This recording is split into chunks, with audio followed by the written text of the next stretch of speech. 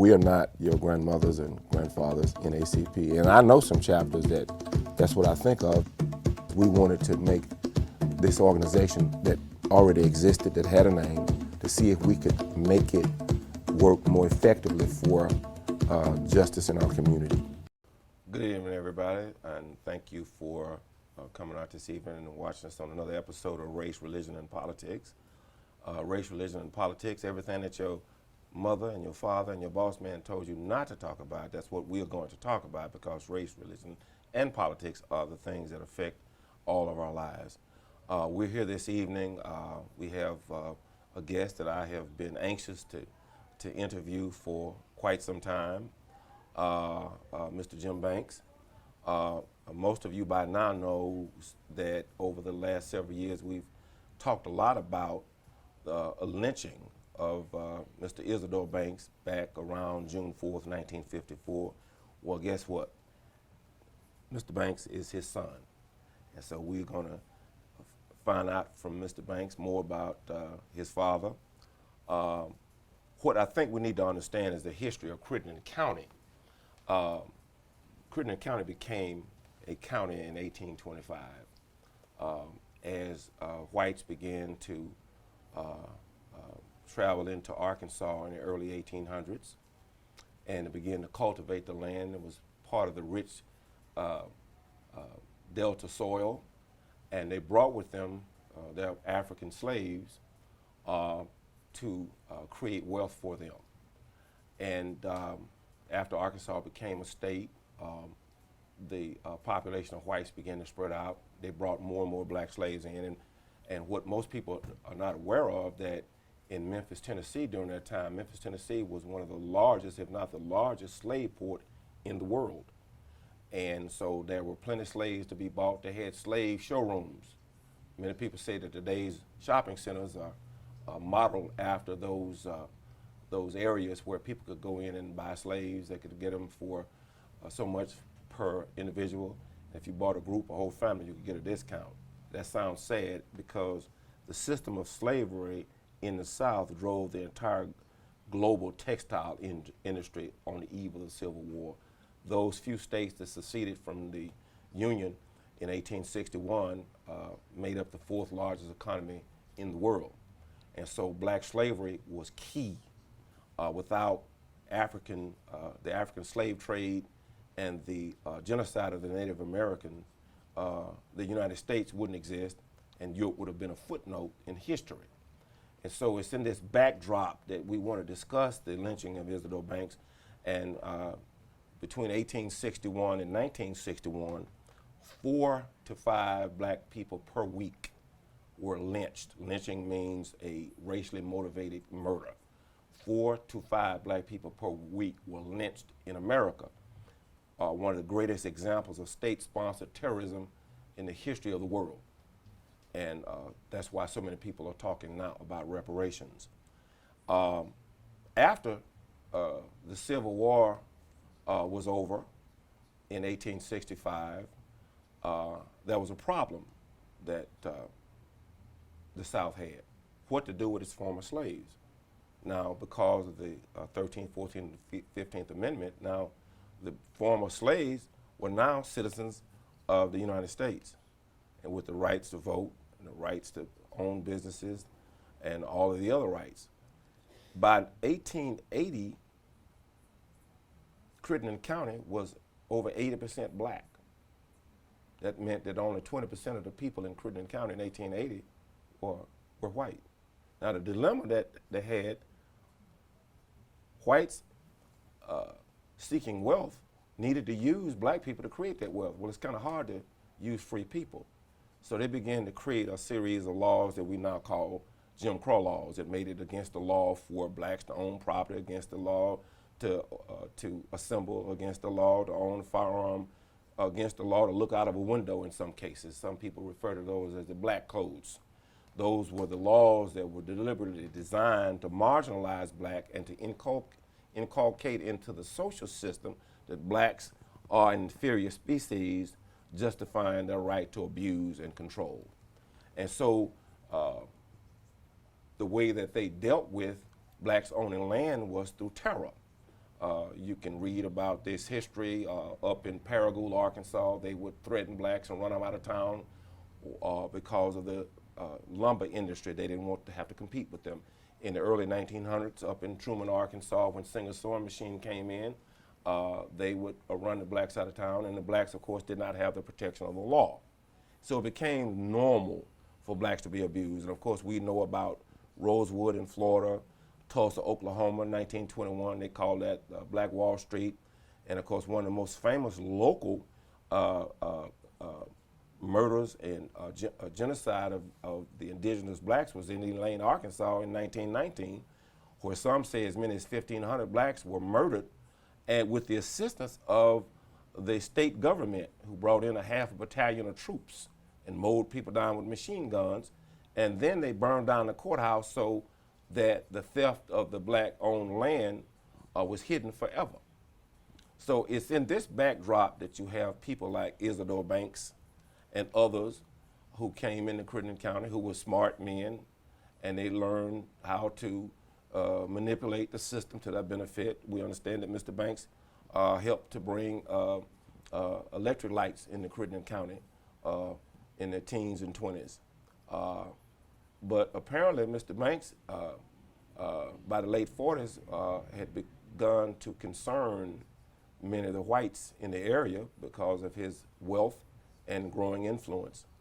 And we do know that somewhere around June the 4th, 1954, Mr. Banks was found hanging. He had been castrated, he had been beaten, he had been burned and burned alive from a tree in Marion, near the Marion cemetery, where the Marion cemetery is today on Highway 64.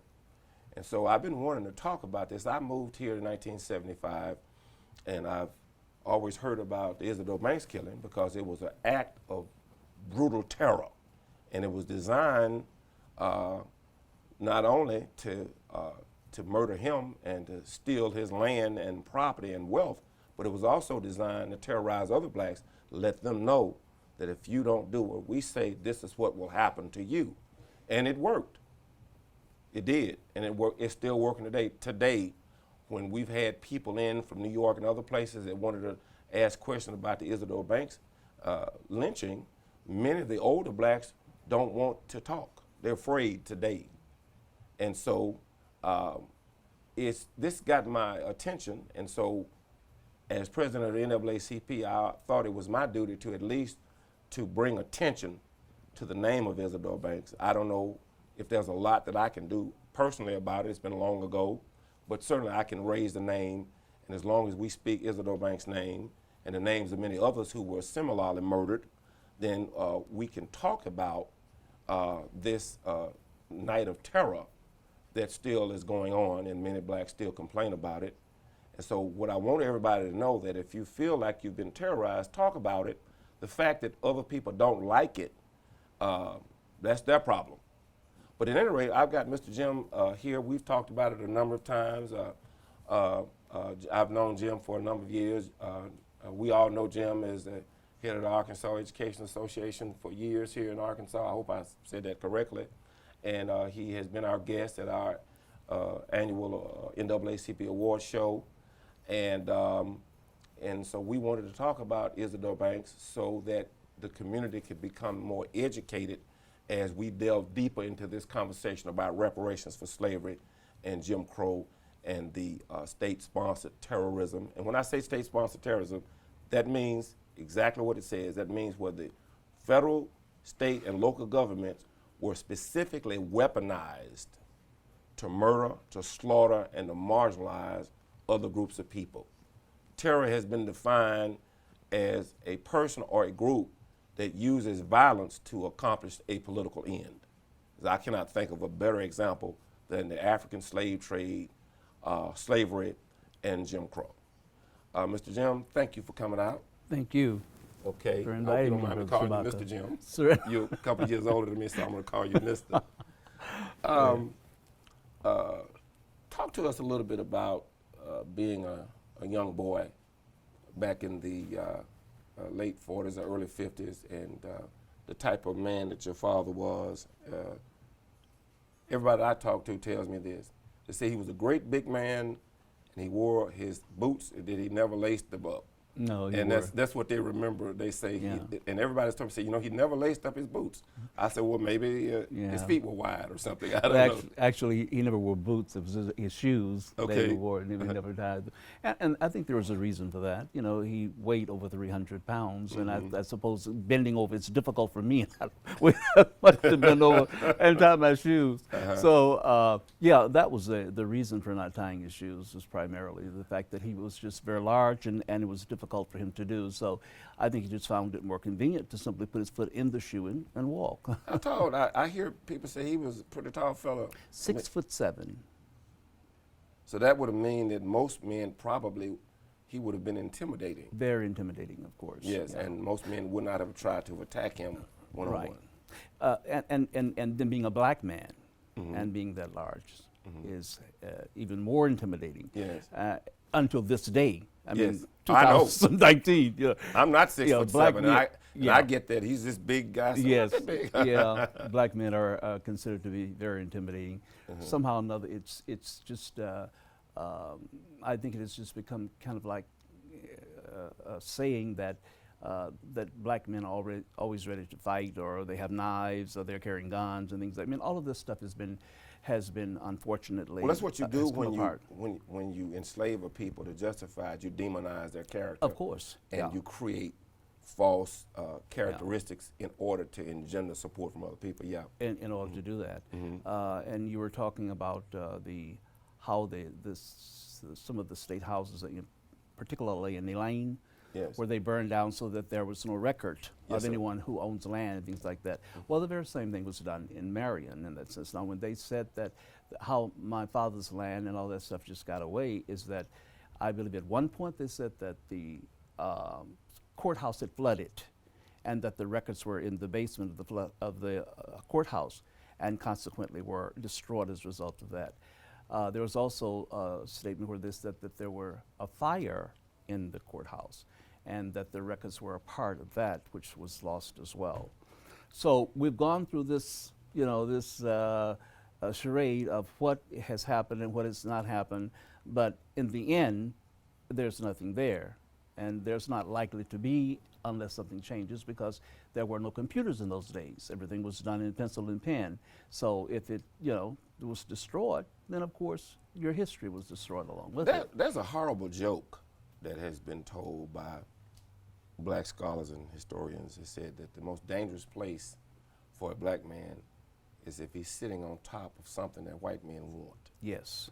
They will create a way to take it. And when another people own the mechanisms of government, then they can manipulate government against you, as was done with the Native Americans and other groups of people who were determined to be marginalized. My findings in my studies in history says that slavery and Jim Crow is all about controlling resources. Yes.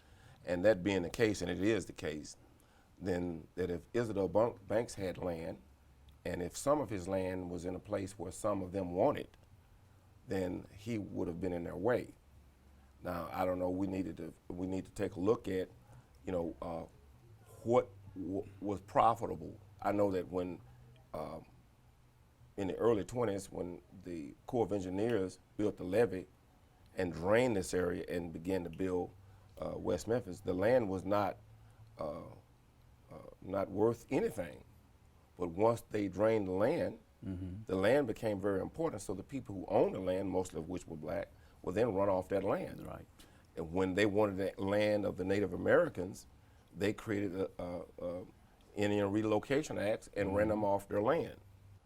Isadore Banks apparently farmed quite a bit of land around here. Yeah, it was approximately, I heard my uncle said after he was, you have to understand too that when my father was killed, I was 11 years old. Yeah.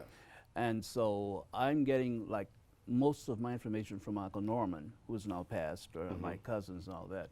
And Uncle Norman said it was pretty close to 2,000 acres that he owned. 2,000 acres of land Close, yes. back then would be the equivalent of probably several more thousand acres today, because today, Right. with the equipment, it's easier to work that Work land. that land, yeah. 2,000 acres of land. I understand he owned a store. Actually, it was Chiggs, who was our cousin, who really owned the store. But my father was the one that financed it for Okay. him. But he was not the actual owner. It was Chiggs who was actually the owner of the store. And did he own his own cotton gin? Did he own? Well, as I said, involved in that cotton gin situation was not only my father, but it was John Gammon, Mr. Mason, Mr. Potts, Mr. Grant, and all those people were involved in the institution of the bank. Unfortunately, it didn't work out the way they wanted it to, because they felt like that there were some forces there that made it difficult for them to carry it out.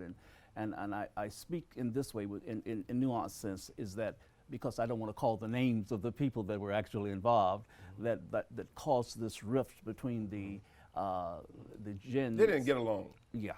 And that's not unusual among Yeah. any humans. They didn't get Yeah. along, so therefore, But it was just, it wasn't the whole group, and so it was just like one or two people basically that were causing that problem in terms My of understanding the gin is that there was always one or two blacks in the group who were, let's say, bought out by the whites. Yes. And that would have naturally caused problems. So Yeah. we still have that problem today. Whenever we attempt to do anything at a group level, there'll always be one or two or three or four who are indebted, either because financially or just through their own thinking, and that they're willing to sell out what you're doing to undermine or destabilize any unified effort on the parts of blacks to create wealth and stability for their group.